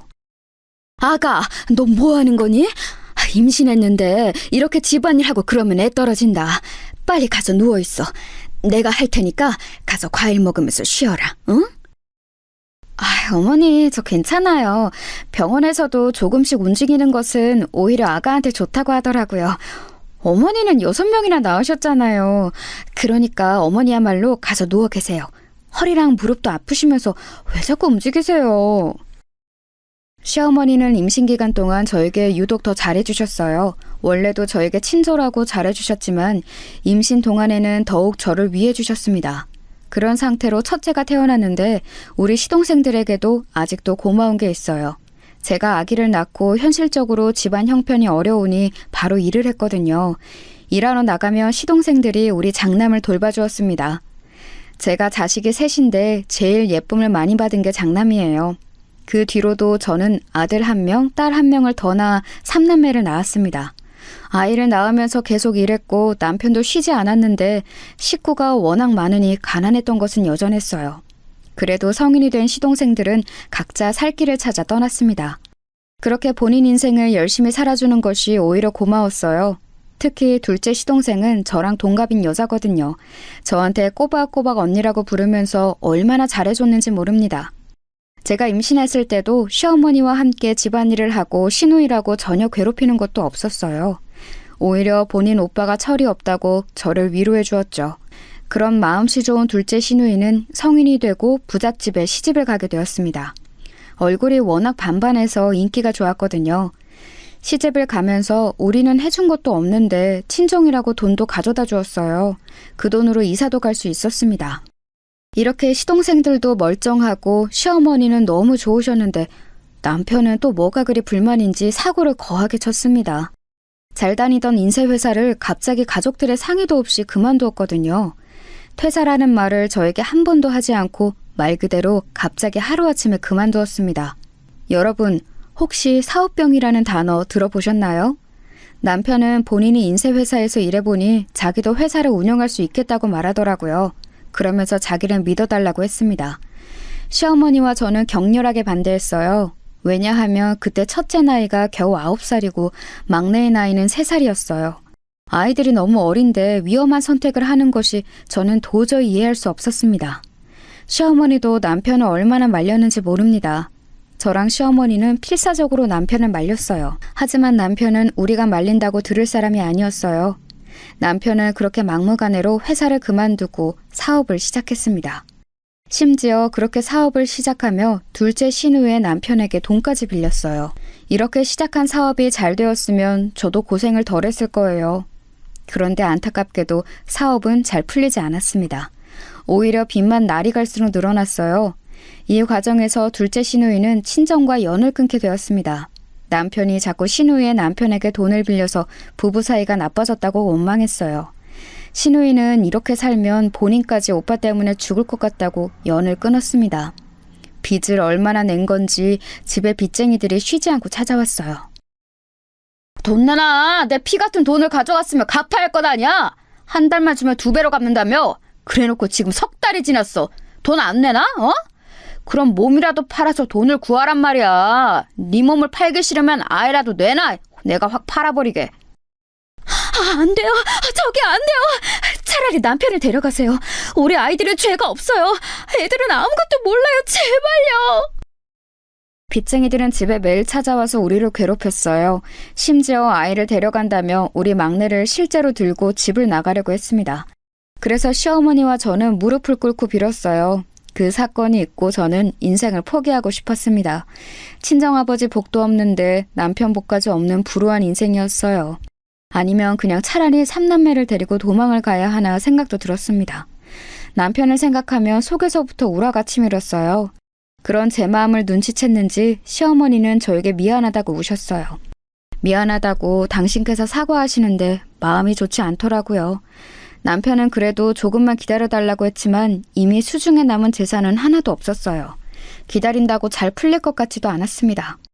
결국 시어머니와 저는 급한 대로 아주 작은 식당을 시작하게 되었어요. 우리 시어머니의 최고 장점이 요리를 매우 잘하는 거예요. 손재주가 워낙 좋아서 손으로 하는 모든 일에 재능이 있으셨습니다. 그래서 수선일도 잘하셨는데 무엇보다 음식을 매우 잘하세요. 그래서 아주 작은 식당을 열고 아침부터 밤까지 운영했어요. 시어머니와 저 그리고 시동생들은 식당 일에 매달렸습니다. 새벽부터 시장에 가서 재료를 사고 한 분의 손님이라도 더 오게 하려고 노력했어요.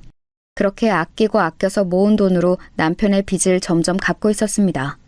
남편의 사업 실패로 인한 빚은 사실 어마어마했어요. 그 빚을 갚으려고 얼마나 고생했는지 몰라요. 게다가 식당을 운영하며 아주 슬픈 일도 겪었습니다. 왜냐하면 시어머니가 쓰러지셨거든요.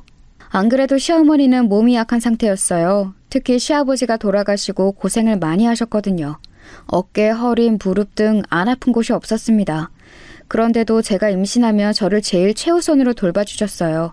셋을 낳는 동안 매번 마시는 것도 해주셨고 아이도 많이 봐주셨습니다. 그런 시어머니가 쓰러지니 저는 너무 슬퍼서 눈물이 나왔습니다. 엄마가 집을 나갈 때도 이렇게 슬프진 않았거든요. 하지만 식당 일을 쉬면 시어머니의 병원비를 낼 수가 없으니 정말 울면서 일했습니다. 다행히 시어머니의 손맛을 제가 옆에서 많이 봐서 흉내를 낼 수가 있었어요. 그렇게 낮에는 일하고 밤에는 병원에 가서 시어머니를 간호했어요. 워낙 고생을 많이 하기도 했고 연세도 많으셔서 병원에서 집에 그냥 가라고 하더라고요. 그래서 시어머니를 퇴원시키고 집에서 모셨습니다. 식당 일을 하다가도 시동생들에게 잠시 가게를 맡기고 집에 들러 어머니 끼니는 꼬박꼬박 챙겼어요. 단골 손님들이 딸보다 며느리가 훨씬 더 챙긴다고 대단하다고 하셨죠. 아가, 미안하다. 시집와서 고생만 하네. 내가 너무 미안해. 우리 다음 생에 만나면 엄마랑 딸로 태어나자. 미안해. 시어머니는 1년 동안 누워 계시다 결국 집에서 돌아가셨어요. 돌아가시기 직전에 상태가 매우 안 좋았는데 자식들보다 저를 더 많이 찾으셨습니다. 숟가락들 힘도 없는데 저를 보고 천천히 저 말을 어렵게 하시고 눈을 감으셨어요. 그날이 제가 인생을 살면서 제일 많이 울었던 날이에요. 어머니가 돌아가신 슬픔에 저는 정상적으로 살 수가 없었습니다. 낮에는 그래도 제가 일해야 하니까 식당에서 일하고 밤마다 얼마나 울었는지 몰라요. 망할 남편은 시어머니가 돌아가시고 드디어 최종적으로 정신을 차렸어요. 저에게 어느 날 술을 마시고 오더니 무릎을 꿇고 울더라고요. 본인이 너무 미안했다고 이제 앞으로 자기 인생을 저에게 바치겠다고 했죠. 고맙거나 대단한 마음은 전혀 들지 않았습니다. 그저 아직 어린 우리 삼남매라도 어떻게든 키워보자고 했어요. 시동생들도 하나둘 커서 집을 나갔습니다.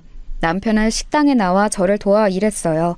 식당에서 일하면서 몸도 마음도 지쳤지만 이렇게 일하지 않으면 제 자식들을 키울 수가 없었습니다. 그래서 기계처럼 일했더니 손님이 많이 늘어났어요. 돌아가신 시어머니가 딸들에게도 안 알려준 비법을 저에게 알려주셨거든요.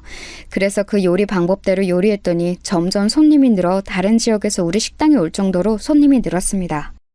아주 작은 가게에서 시작한 우리 식당은 어느새 점점 규모가 커지기 시작했어요.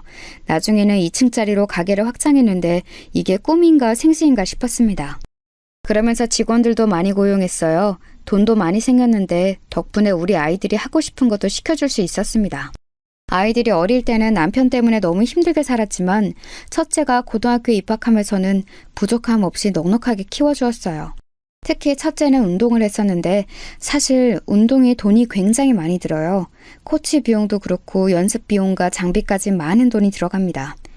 첫째는 야구를 좋아해서 야구선수가 되고 싶다고 했어요. 그래서 제가 식당에서 일하며 번 돈으로 지원을 아주 많이 해주었습니다. 본인이 저렇게 하고 싶은 일이 명확하니까 저는 오히려 좋았어요. 지원을 해준 것에 비해 사실 첫째는 이렇다 할 성과를 전혀 내지 못했습니다. 그저 겉으로 보이는 훈련만 몇 번 참여하고 여자를 만나러 다녔어요. 운동한다고 들어간 돈이 적지 않았는데 용돈도 많이 가져갔거든요. 그 돈으로 여자친구들과 놀러 다니는 것을 제가 한두 번 본 게 아니랍니다. 사실 둘째와 셋째는 제가 낳았지만 아주 기특하거든요. 특히 셋째는 공부를 잘해서 장학금을 받으며 학교에 다닐 정도였습니다. 남들은 보통 첫째가 제일 잘났다는데 우리 집은 정확히 반대였어요. 첫째는 사실 사고도 많이 치고 돌아다녔습니다. 운동한다는 이유로 싸움도 많이 했어요.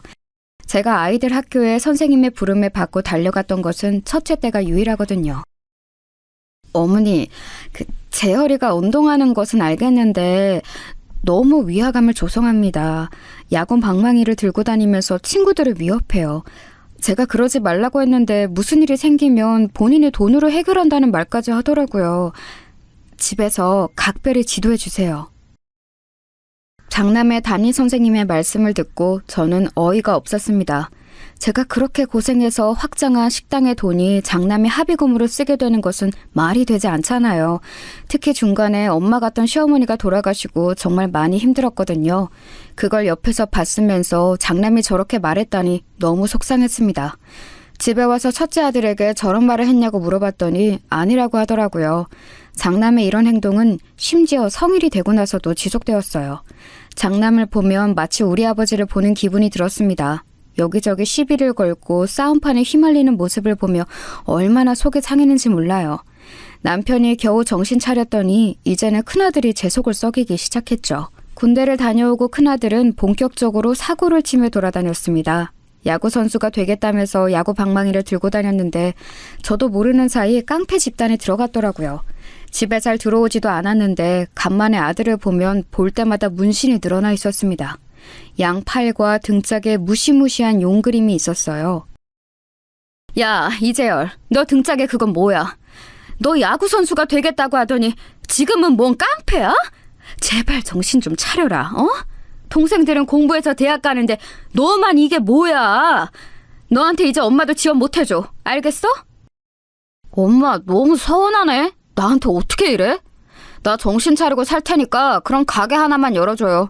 술집 하나만 열어주면 쥐 죽은 듯이 살게. 어? 제발. 나 각서도 쓸게. 보다못한 제가 이제 지원을 못 해준다고 하자 장남은 오히려 가게를 열어달라고 했습니다. 본인의 인맥으로 술 장사를 하면 반드시 대박이 날 거라고 하더라고요. 그런 장남을 보며 한숨이 나왔어요. 어렸을 때부터 고생하면서 제가 잠도 못 자면서 식당을 운영했는데 장남은 그걸 뻔히 알면서 술집을 차려달라고 했습니다. 둘째와 셋째는 알아서 본인 산길을 잘 찾아가고 있었어요. 저는 아무리 장남이어도 괘씸한 마음이 들어 열어주지 않으려고 했습니다. 그런데 남편이 그때 저를 설득했어요. 동생들이 잘 나가니까 본인이 얼마나 마음고생이 심했겠냐고 하더라고요. 이번이 마지막이라 생각하고 술집을 열어주자고 했습니다. 제 인생에 엮인 남자들은 도대체 왜 이 모양이가 싶었어요. 하지만 남편과 장남의 끊임없는 설득에 저는 진짜 이번이 마지막이라고 하고 가게를 하나 열어주게 되었습니다. 그리고 이 결정은 아직도 후회하고 있어요. 첫째 아들은 제가 술집을 열어주자 아주 좋아했습니다. 그러면서 본인 친구들을 초대해서 매일 술 파티를 하기 시작했어요. 같은 동네라 지나가며 보면 매일 술에 취해 있었습니다. 그래도 본인을 믿어달라고 큰 소리를 워낙 친 상태라 믿고 기다렸어요. 그런데 첫째는 장사할 깜냥이 없었습니다. 일단 제일 문제인 것은 장남의 태도였어요. 운동하던 습관이 남아있어 허세가 가득했습니다. 그래서 마치 군대처럼 직원들을 대했어요. 또 본인의 기분이 나쁘면 그게 다 티가 나는 사람이었습니다. 심지어 손님하고 싸워서 경찰까지 출동하는 사태가 일어났어요. 오죽하면 우리 식당의 단골 손님이 아들 술집 왜 저러냐고 할 정도였어요. 장사하는 분들은 아실 텐데 사실 맛은 거기서 거기고 서비스가 참 많은 것을 차지하거든요. 특히나 한국 사회에서는 친절하면 반은 먹고 들어간다고 할 정도랍니다. 그런데 아들은 손님에게 친절하게 대하지를 않고 오히려 본인의 기분이 나쁘면 위협해서 경찰까지 출동하게 만들었어요. 예, 재열아. 엄마가 말하는 거 기분 나쁘게 듣지 말고, 응? 내가 장사를 몇 년을 했는지 알지? 일단 친절하게 웃으면서 대하면 손님들도 그거 알고 다시 찾아준단 말이야. 그러니까 네 기분 상했다고 너무 그렇게 대하지 마. 아우, 내가 알아서 한다고요. 엄마는 도대체 왜 나한테만 뭐라 그래? 내가 지금 엄마 도움받아서 가게 차렸다고 엄마 마음대로 내 가게를 조종하려고 하는 거야? 여기는 내가 사장이니까 내가 알아서 하겠다고 하잖아. 높아심의 엄마 마음으로 최대한 좋게 말하려고 해도 장남은 기분 나쁘게 반응했어요. 심지어 장남이 조폭 집단에 들어가서 그 조폭들이 가게에 오니까 손님들은 무섭다고 오지 않았습니다. 조폭들끼리 술집에서 노는 모습을 보면 일반인들은 당연히 무서움을 느끼잖아요. 제가 그걸 말했더니 자기를 가만히 두라고 소리를 지르는 모습에 저는 아들이지만 정이 떨어졌어요. 그러다 장남은 본인 가게에서 일하던 21살짜리 여자 직원과 결혼식을 올리기도 전에 아기를 가지게 되었습니다. 저는 처음에 장남이 무슨 어린 여자를 데려왔길래 무슨 일인가 했어요. 임신했다고 이 여자와 결혼한다는데 할 말이 없었습니다. 그 어린애는 머리도 노랗게 염색하고 딱 봐도 질이 좋지 않았어요. 친정 부모님도 안 계셔서 18살 때 가출했다고 하더라고요. 도대체 장남이 왜 저렇게 된 건지 저는 알 수가 없었습니다. 제가 비록 일하느라 바빠서 아이들에게 정성을 쏟지는 못했던 것은 맞아요. 하지만 우리 세대에는 다 그러고 살았고 똑같이 자랐는데 둘째와 셋째는 멀쩡했거든요. 저는 도저히 이해할 수가 없었습니다. 그래도 내 자식이 결혼한다고 하니 가만히 있을 수는 없더라고요. 가게 근처에 신혼집을 급하게 마련해 주었어요. 며느리는 혼수로 들고 온 것이 아무것도 없었지만 일단 임신했으니 싫은 소리를 하기도 싫었습니다. 또 며느리를 보니 우리 시어머니 생각이 그렇게 나더라고요. 저한테 천사처럼 대해주셨던 시어머니를 생각하며 저도 며느리에게 잘해주려고 얼마나 노력했는지 모릅니다. 며느리는 임신해서 움직이기 힘들다고 집안일을 하나도 하지 않았어요. 그래서 제가 식당 일을 직원에게 맡기고 가서 대신 청소와 빨래를 해주기도 했습니다. 그렇게 하는데도 고맙다는 말을 전혀 들어본 적이 없어요. 출산한 며느리는 마치 상전처럼 굴었습니다. 어찌나 먹고 싶은 게 많은지 이것저것 요구하는 것도 많았어요. 저는 그래도 첫 손주니까 며느리가 그렇게 먹고 싶다고 하면 어떻게든 구해주었습니다. 그리고 저도 식당에서 시장으로 일하니까 바빠서 시집살이를 시킬 시간도 없었어요. 그래서 미안한 마음에 용돈도 자주 주었습니다. 그런데 장남 부부는 그런 용돈을 너무 당연하게 여겼어요. 어머님, 이제 우리 성현이 돌이잖아요. 먹는 양도 늘어났는데 용돈도 늘어나야 하는 거 아닌가요? 요즘 애아빠 가게가 잘 되는 것도 아니라 먹고 사는 게 너무 힘들어요. 어머님이 많이 도와주셔야 우리가 아무 탈 없이 살아요. 며느리는 제 얼굴을 보면 대놓고 돈을 요구했어요. 처음에는 그래도 장남이 결혼하고 남들과 싸워서 경찰서에 가지는 않아 그것만으로도 다행이라 많이 챙겨주었습니다. 그런데 저도 사람인지라 당연하게 제 돈을 자기들처럼 사용하는 모습에 서운하기 시작했어요. 제가 부잣집에서 태어난 것도 아니고 부잣집으로 시집온 것도 아니잖아요. 고생이란 고생은 다 하고 살았는데 그렇게 모은 돈을 아무 노력도 하지 않고 쓰는 것이 아니꼬였습니다. 아무리 부모 마음이 자식들에게 다 해주고 싶어도 이건 아니었어요. 저는 인간 대 인간으로 본인의 인생은 본인이 책임져야 한다고 생각합니다. 그런 점에서 둘째와 셋째는 아주 기특했어요. 공부로 장학생으로 들어가서 제가 따로 용돈을 주지 않아도 알아서 잘 먹고 잘 살았거든요. 반면 장남 부부는 어째 날이 갈수록 요구하는 조건이 늘어났습니다. 심지어 며느리는 아기를 키우는 게 힘들다고 어찌나 징징댔는지 몰라요. 이제 막 걷기 시작한 돌쟁이 손주를 우리 가게에 데려와서 맡기고 자기는 놀러 다녔습니다. 사장님, 내가 사장님 며느리니까 아무 말 안 하고 있었는데 저거는 너무 심하지 않아요? 사람이 양심이 어디 있는 거야? 큰아들도 보면 너무해요. 사장님이 그렇게 돈 들여서 가게 차려줬으면 고맙다고 해야지. 매번 와서 죽는 소리야. 내 팔자가 이런가 봐. 나도 큰아들만 보면 속이 갑갑해. 그래도 결혼하더니 적어도 패싸움은 안 하잖아. 쟤 야구한다고 지원해준 돈이 얼마인지 알아? 그 돈만 생각하면 내가 속이 터져. 실제로 큰아들은 야구는 무슨 술집이나 제대로 운영하길 바랐습니다. 제 바람과 달리 술집은 파리가 날릴 지경이었어요. 유명해져서 다른 지역에서 먹으러 오는 우리 식당과 달리 아들의 가게는 손님이 아예 없었습니다. 그도 그럴 것이 매번 본인 족복 친구들을 불러 술판을 벌이는데 누가 가고 싶겠어요. 어느새 장남 부부를 생각하면 저는 머리가 아팠습니다. 심지어 자꾸 손주를 식당에 맡기고 놀러 다니는 며느리는 어쩌다 손주가 다치니까 저에게 대놓고 불만을 표출했어요. 아기를 키워보신 분들은 아실 텐데 정말 몇 초 사이에 사라지고 사고치는 것이 아기잖아요. 안 그래도 식당에는 위험한 도구가 많아서 제가 불안했거든요. 며느리에게 아기를 맡기고 가지 말라고 해도 들은 척도 하지 않았습니다. 제가 봐주지 않으면 손주를 집에 방치하거나 장남 가게에 맡겨놓고 놀러 다녔어요.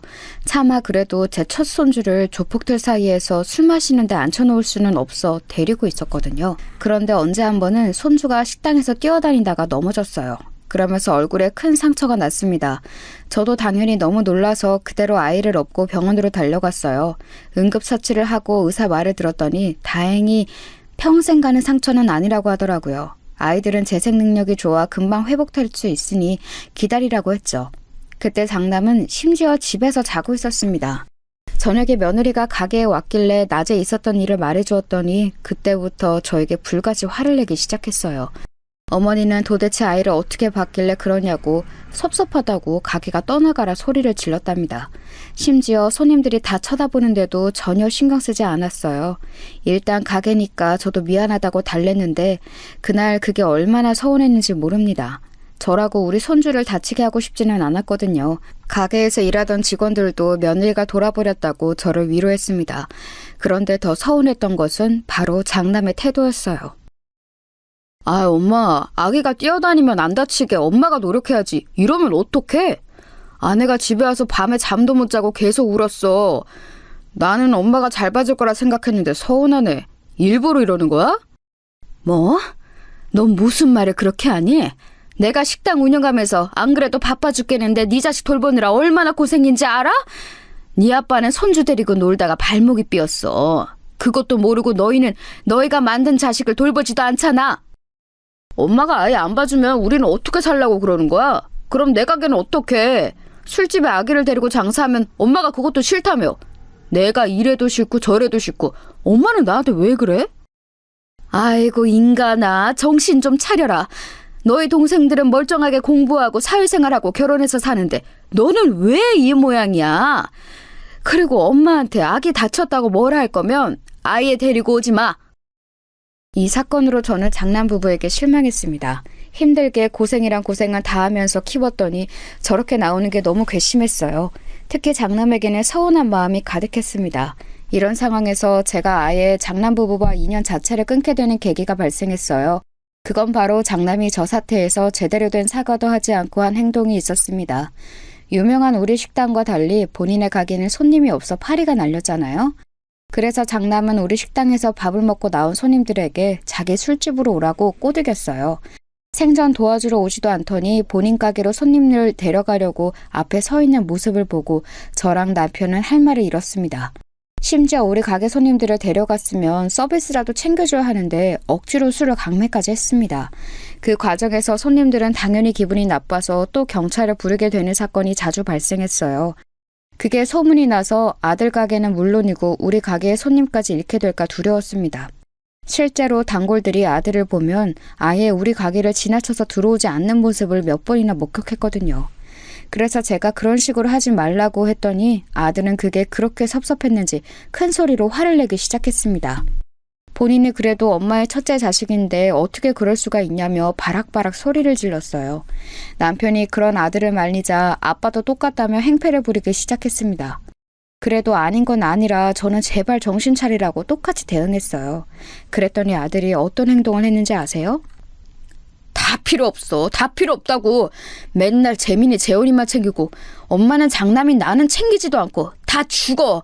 그냥 나는 몰라. 죽을 거야. 야 인간아, 지금 뭐 하는 거야? 왜 우리 가게 그릇을 던져? 여보, 빨리 경찰 불러. 이놈아, 도대체 뭐가 그리 불만이라 이러는 거야? 엄마 속 터지게. 아들은 본인의 뜻대로 되지 않자 갑자기 우리 가게에 있는 기물을 파손하기 시작했어요. 경찰을 불렀는데 첫째 아들 때문에 경찰 얼굴을 하도 많이 봐서 민망했습니다. 경찰들도 우리 아들을 보더니 고개를 절레절레 젓기 시작했어요. 그날은 장사할 마음이 도저히 들지 않아 문을 빨리 닫았습니다. 불 꺼진 가게에서 남편과 둘이 아들이 던진 그릇을 주우며 생각했습니다. 아무리 자식이어도 본인 자식까지 낳은 자식을 책임질 필요는 없었어요. 그것도 힘들게 키워놨더니 저러는 게 오히려 괘씸했습니다. 얄미운 며느리는 말할 것도 없고요. 이제는 손주 얼굴도 보기 싫더라고요. 그렇게 예뻐해도 돌아오는 것은 아무것도 없으니 허탈했습니다. 그날 남편과 많은 얘기 끝에 결국 결정을 내리게 되었습니다. 사실 아들 가게의 부동산 이름은 저로 되어 있었어요. 제가 모든 돈을 냈으니 당연한 결과였죠. 아침이 되자 바로 부동산에 가서 가게를 내놓았습니다. 그 소식을 듣고 아들은 당연히 우리 가게로 찾아왔어요. 또 바락바락 성질을 내며 엄마가 어떻게 자기한테 그러냐고 드러눕기 시작했습니다. 하지만 눈 하나 깜짝하지 않았어요. 오히려 이제 네 인생은 네가 알아서 살라고 했습니다. 그랬더니 또 욕을 그렇게 하면서 이놈의 집구석 더럽고 치사해서 못 살겠다고 하더라고요. 그러더니 다시는 보지 말자고 하고 그대로 며느리와 손주를 데리고 사라졌습니다. 그렇게 홧김에 나간 장남은 약 2주 뒤에 다시 돌아왔어요. 갈 때는 평생 얼굴도 안 볼 것처럼 하더니 돈이 없고 능력이 없으니 어쩌겠어요. 장남은 그런데 태도가 하나도 바뀌지 않은 상태였습니다. 오히려 당당하게 돈을 달라고 하길래 저는 그런 장남의 얼굴을 쳐다보지도 않았어요. 그랬더니 역시나 또 위협적으로 행동을 하려고 하길래 제가 먼저 나섰습니다. 미친 사람처럼 소리를 마구 질렀어요. 나가라. 나는 이젠 너랑 며느리 얼굴이 꼴도 보기 싫어. 네 인생 망했다고 네 부모 인생까지 망하게 할래? 내가 도대체 너한테 못해준 게 뭐야? 학생 때 운동하겠다고 해서 그거 지원해줘. 능력도 없어 조폭 집단에 들어가서 술집 차려줘. 결혼한다고 저 불려지 같은 년 데려왔을 때 집 구해줘. 인간아, 양심이 있으면 내 눈앞에서 당장 꺼져. 그러면서 부엌에 가서 소금을 가져와서 뿌렸어요. 다른 사람들이 쳐다봐도 신경도 쓰이지 않았습니다.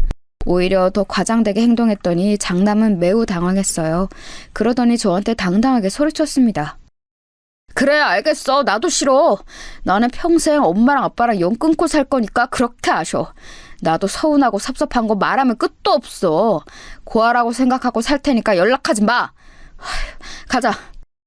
그렇게 장남은 완전히 제 눈앞에서 사라지게 되었습니다. 처음에는 속상하고 제가 너무했나 싶었어요.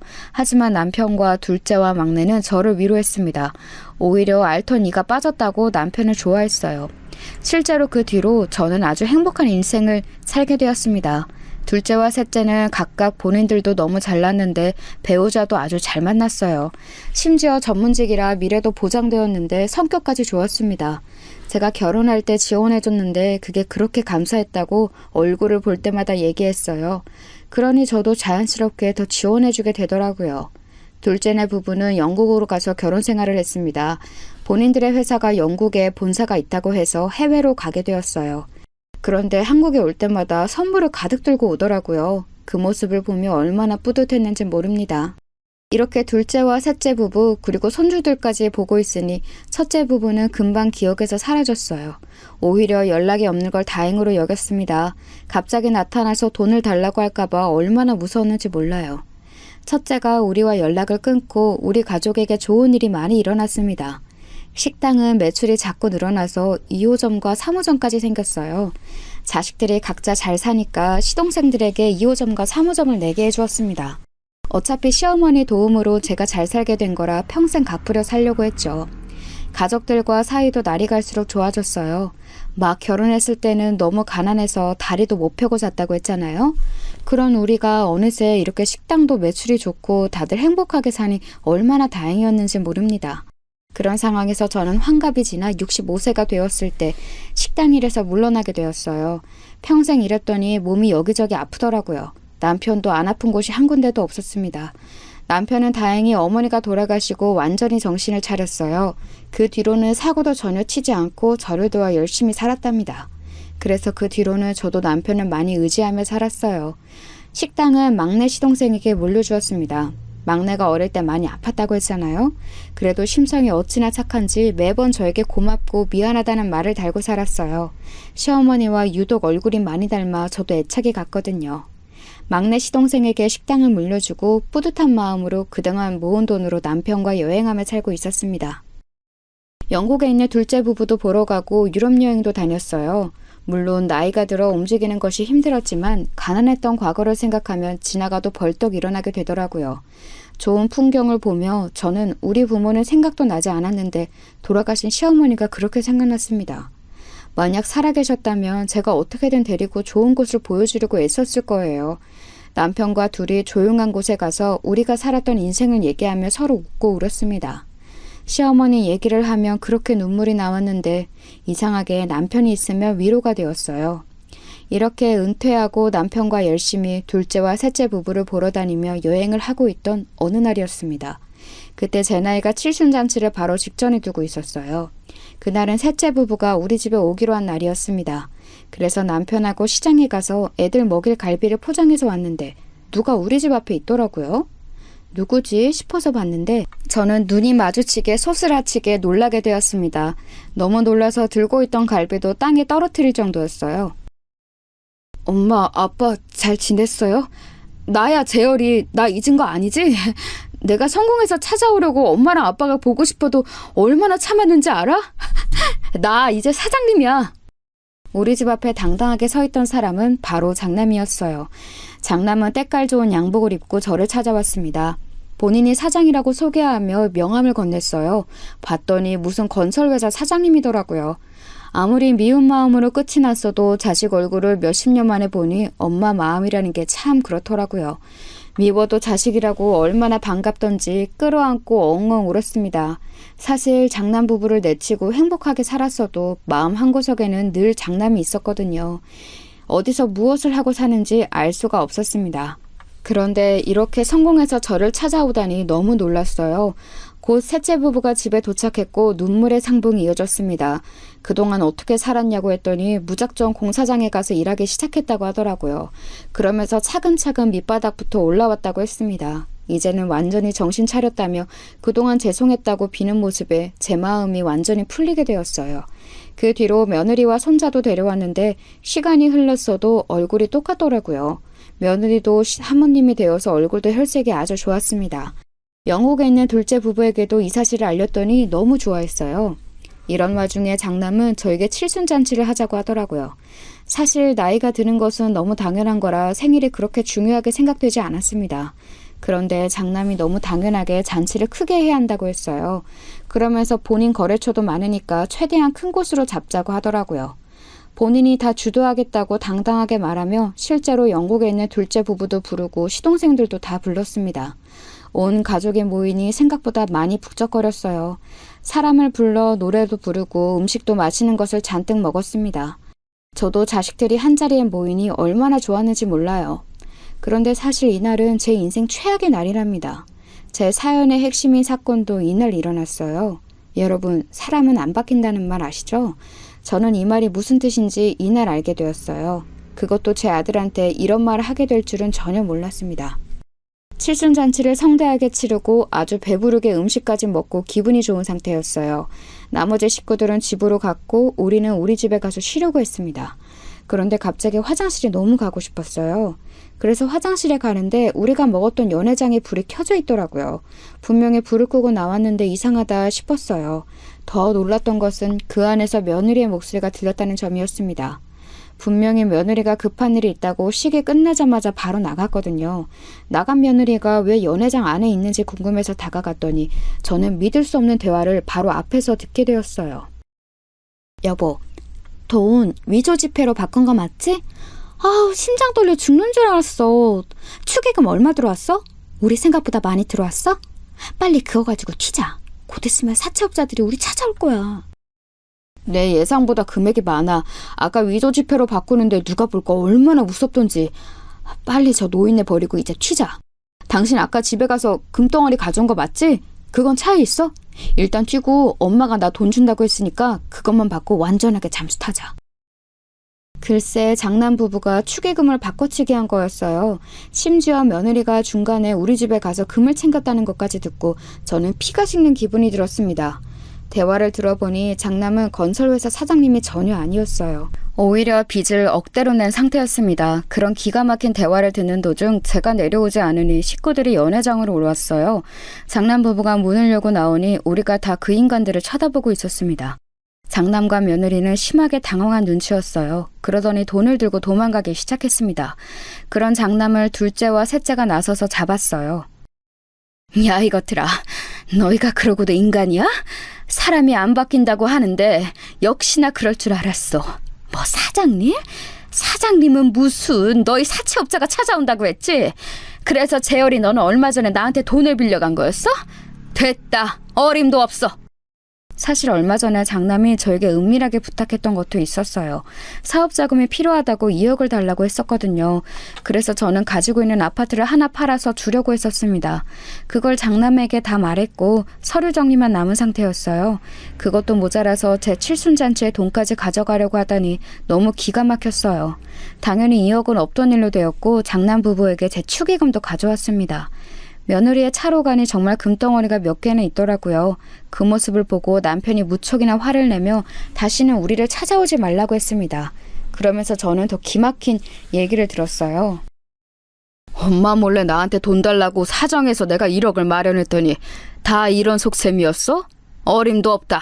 그렇게 부모가 돈으로 보여? 빌려주기로 했던 거 다 취소야. 내가 이럴 줄 알고 아직 도장을 안 찍었어. 알고 봤더니 남편에게도 장남은 돈을 빌렸더라고요. 오랜만에 나타난 이유는 바로 본인의 빚을 탕감하려고 했던 거였습니다. 장남과 며느리는 이렇게 완전히 우리 가족에게 버림받게 되었어요. 둘째에게 듣기로는 사채업자에게 쫓기고 있다는데 제 알바가 아닙니다. 여기까지가 제가 준비한 사연인데 재밌게 들으셨나요? 이 사건이 일어나고 한동안 너무 힘들었는데 지금은 완전히 괜찮아졌어요. 이제는 편안한 상태가 되었답니다. 제 사연 들어주셔서 감사합니다. 남편과 둘째, 셋째 부부와 저는 남은 인생 행복하게 살도록 할게요.